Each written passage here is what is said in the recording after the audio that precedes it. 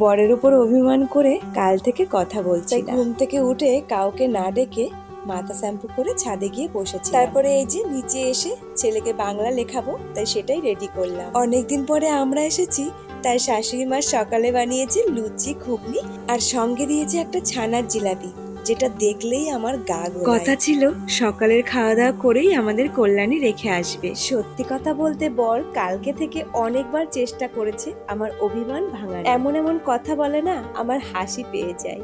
মুখটা ঘুরিয়ে হেসে আবার ওর দিকে তাকিয়ে মুখ ভার করে থাকে। বেচারা অনেক কষ্টে আমার রাগ ভাঙিয়েছে। কতটা কষ্ট করেছে সেটা তোমরা দেখেই বুঝতে পারছো। এই যে বর্মশাই এখন চললো প্রোগ্রামে।